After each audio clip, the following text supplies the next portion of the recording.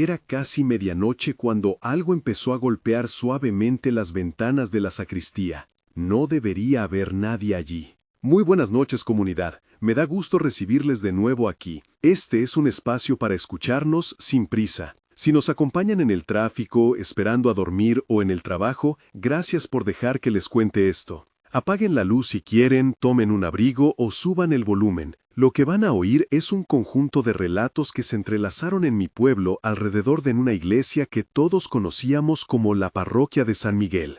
Les pido que suspendan la incredulidad por un rato y me acompañen en la memoria. Mi nombre es Héctor, soy de Valle de la Cruz, y esto cambió la forma en que mirábamos las veladoras, los pasillos y las voces en el coro. Si al final quieres comentar y compartir tu propia experiencia, lo leeremos en el canal. Aquí valoramos cada testimonio. Ahora empecemos por el principio, porque lo extraño no llegó de golpe, fue un goteo que terminó por abrir una grieta en la comunidad. Crecí a unas cuadras de la iglesia, en una casa donde la cocina siempre olía a frijoles y a cera vieja. Mi infancia tuvo los juegos de la calle y el reloj de la torre marcando las tardes. Recuerdo a mi abuela Carmen tejiendo en la sala y a mi padre Ramón que volvía cansado con olor a gasolina. Aprendí a rezar de pequeño en la misma parroquia donde años después ocurrieron los hechos. El altar me parecía enorme entonces, las velas titilaban como ojos. Durante años pensé que el miedo era solo para las películas, hasta que la acumulación de pequeñas cosas me hizo ver que algo extraño habitaba ciertos rincones. Esa parte de mi historia vale para entender por qué confiábamos en la iglesia como refugio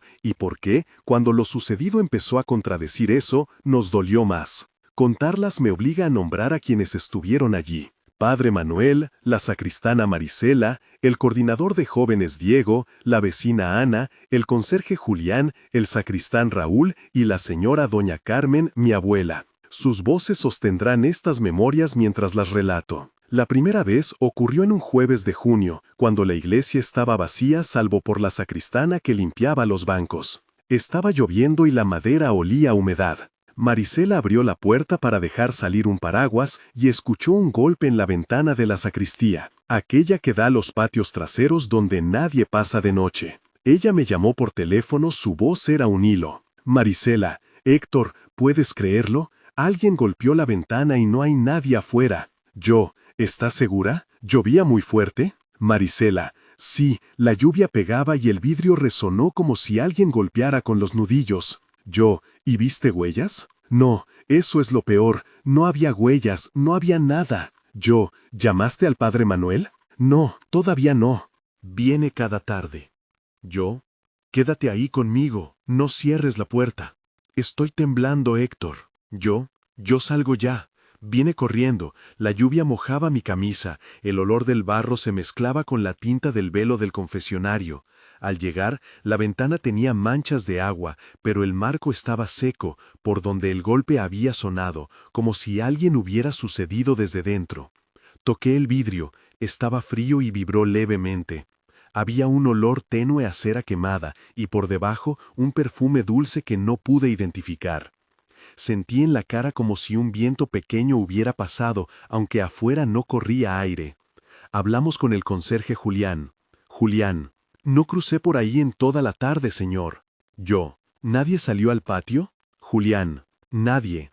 La sensación fue de incredulidad mezclada con un frío pegajoso en la nuca.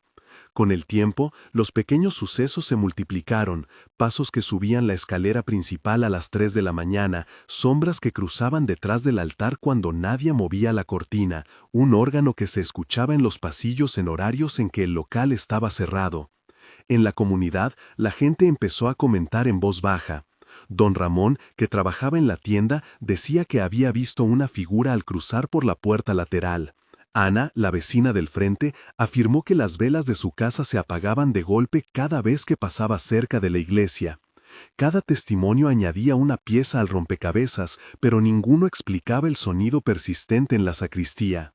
Fue entonces cuando el grupo juvenil organizó una noche de oración en la iglesia. Diego, el coordinador, había pedido que los jóvenes no abrieran los ojos durante la última oración como una prueba de confianza. El salón olía a incienso y a sudor, las luces eran pocas y la madera de las bancas crujía con cada respiración.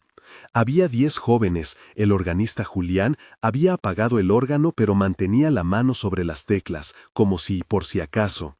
Empezamos la oración y el silencio se volvió denso, se percibía la respiración entrecortada de los presentes. Diego, cuenta hasta 10 y cuando diga, abrimos los ojos.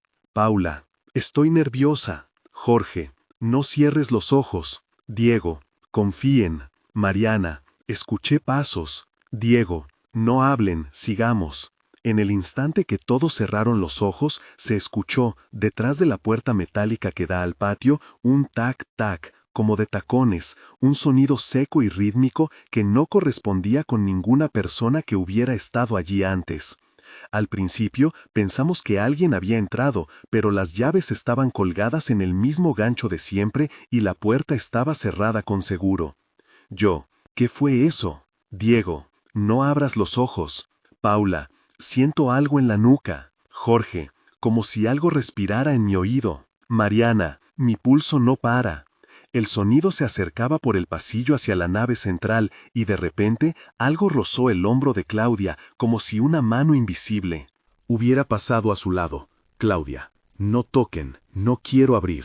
Diego, mantén calma. Todo esto sucedía con una sensación táctil, un frío húmedo que agarraba la piel, un aroma a rosas marchitas mezclado con aliento fresco. El silencio de después fue más pesado que cualquier ruido.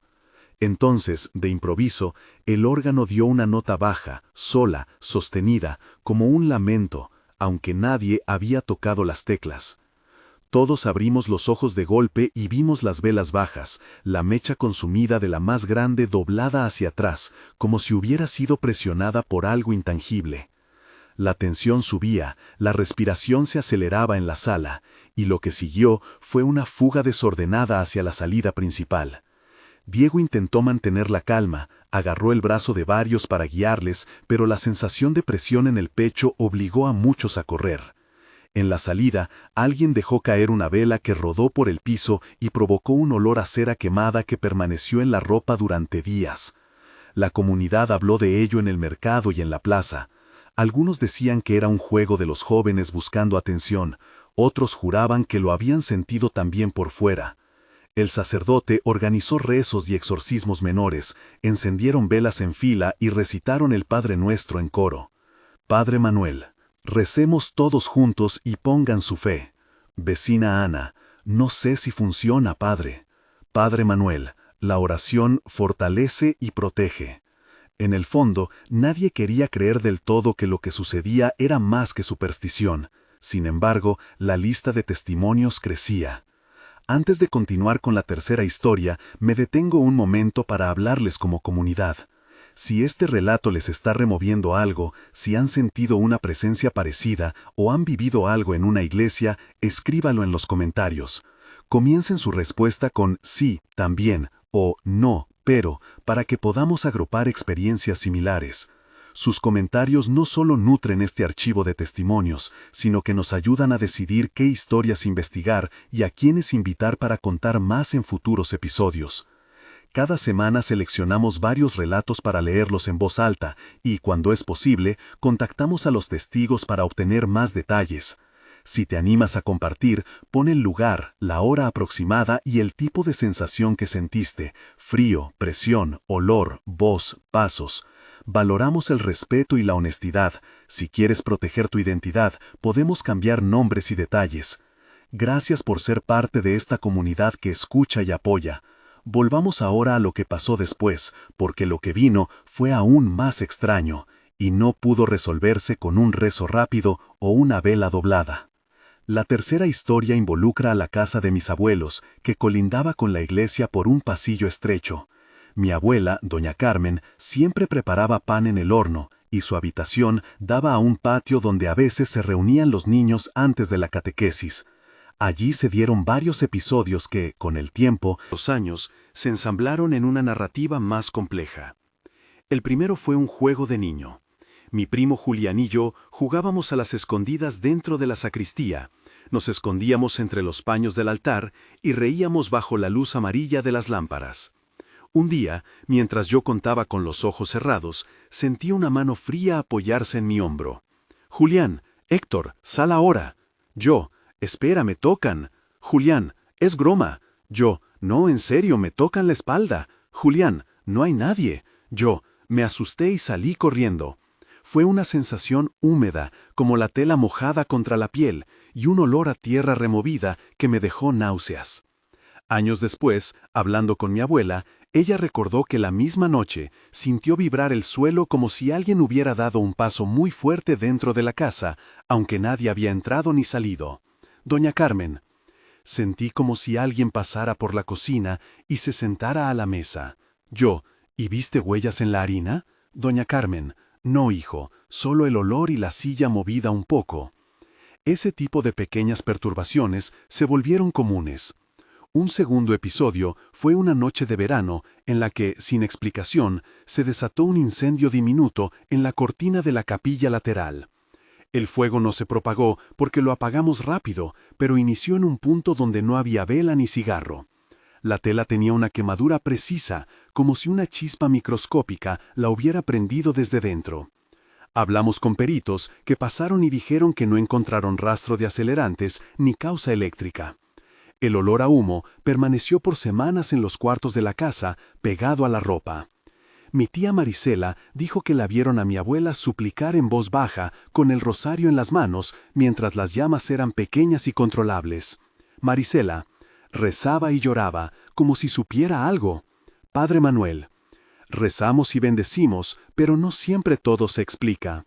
Aquí las sensaciones fueron diversas. Calor seco alrededor del fuego, luego un frío húmedo cuando la quemadura se aseguró, y el sabor metálico del miedo que se quedó en la boca. Pedimos una revisión eléctrica y dijeron que la instalación estaba en orden. Nos quedamos con la idea de que algo había provocado la llama desde un punto interno, sin causa aparente. El tercer y quizás más perturbador episodio fue la noche en que se escuchó un llanto en el patio, un llanto que no pertenecía a ningún vecino y que tenía una cualidad aguda, casi como si viniera de varias gargantas mezcladas. Eran las 3 de la mañana. El perro de la cuadra, Rufino, comenzó a ladrar sin parar y luego cayó. Ana, la vecina, asomó y dijo que escuchaba un llanto de mujer que parecía buscar a alguien.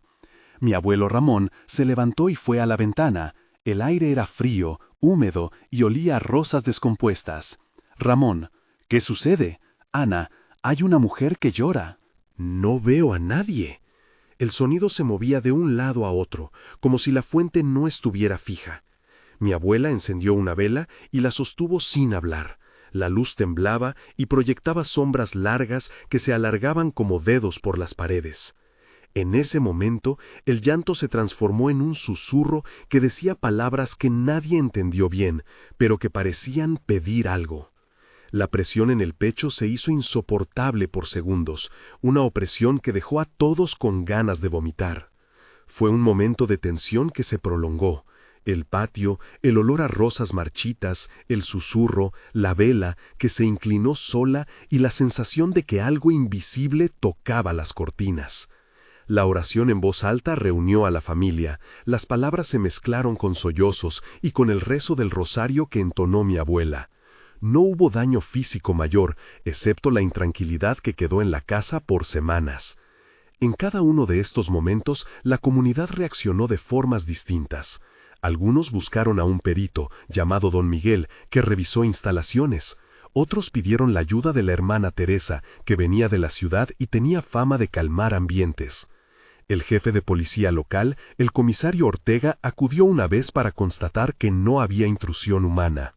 Ortega: todo cerrado y candado puesto, señor Héctor. Yo: ¿puede confirmar que nadie forzó la puerta? Ortega: no hay señales. Los relatos empezaron a articularse como si formaran parte de un mismo tejido: ventanas que golpeaban sin viento, pasos en pasillos vacíos, lamentos que cruzaban tanto la iglesia como las casas colindantes. A cada nombre sumábamos una reacción distinta.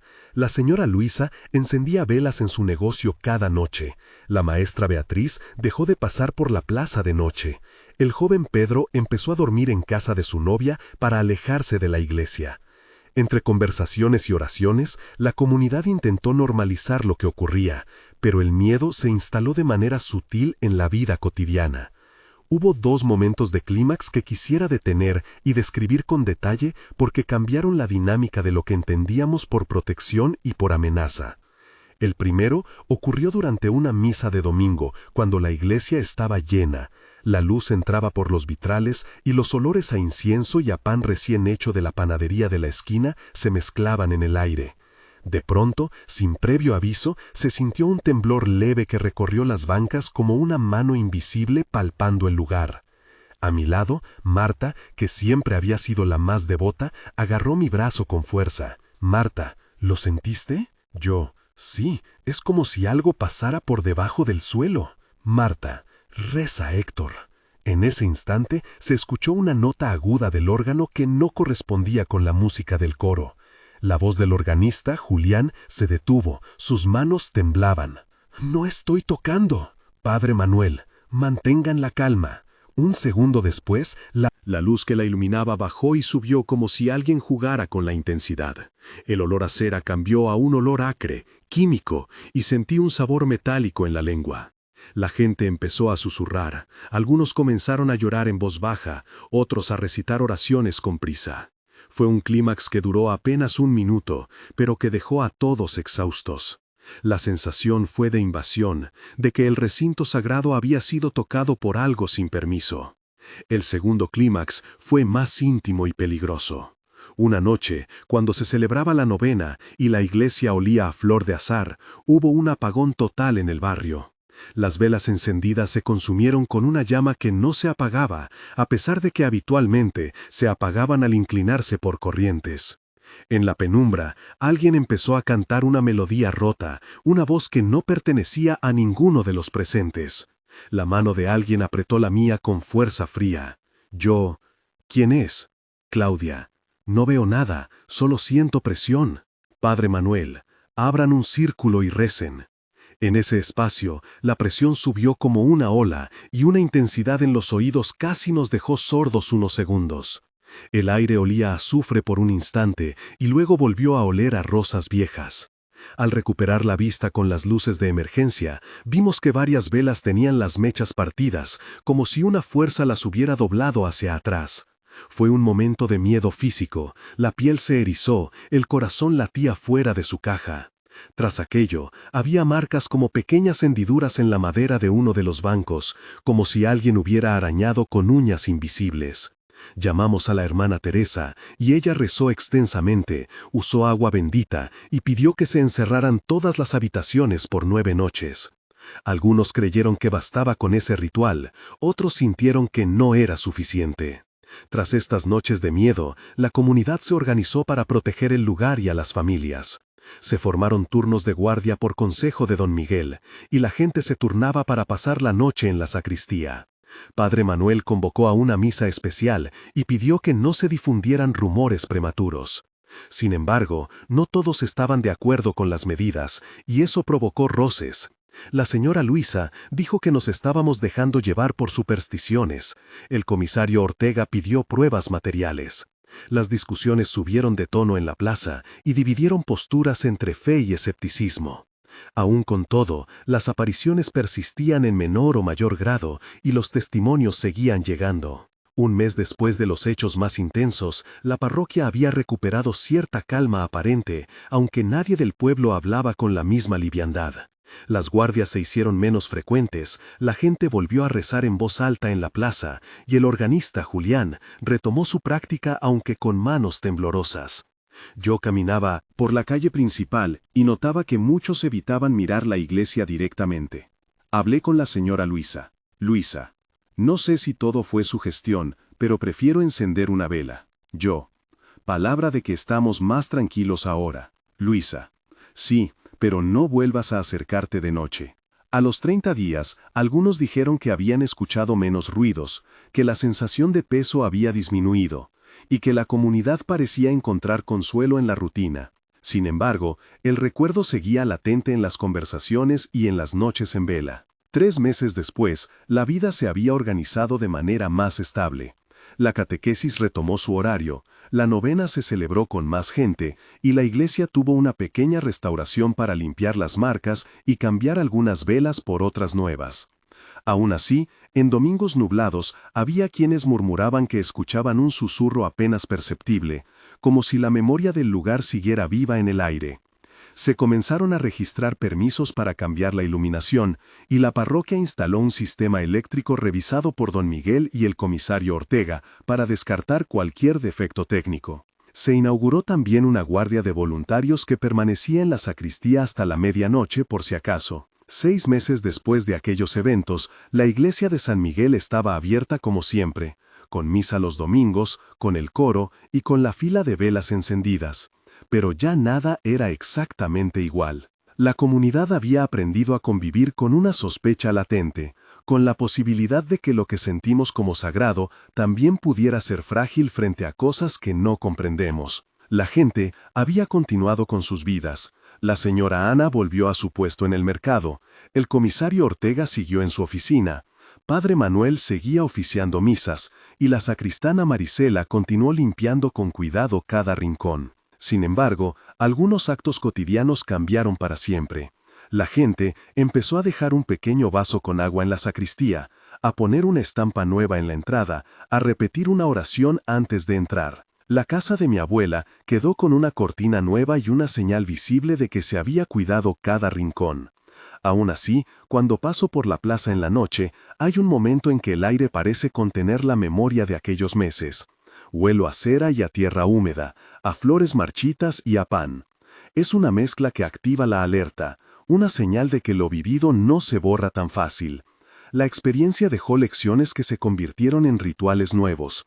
Volvimos a valorar las palabras de cuidado, a escuchar a los más ancianos como doña Carmen, que nos recordó factores que la ciencia no siempre explica, a respetar tanto la fe como la duda. Aprendimos que el miedo puede romper comunidades si no se gestiona, pero que también puede unirlas cuando se actúa con prudencia y solidaridad. Si te interesa compartir lo que pasó en tu barrio o en tu iglesia, escríbenos. Si quieres que leamos tu historia en un próximo episodio, indica nombre, lugar aproximado y si autorizas a cambiar detalles por privacidad. Suscríbete si quieres que sigamos juntando relatos así que cruzan lo cotidiano y lo inexplicable. Aquí encontramos sentido en la escucha y en la compañía mutua. Gracias por acompañarme esta noche. Nos escuchamos en la próxima noche.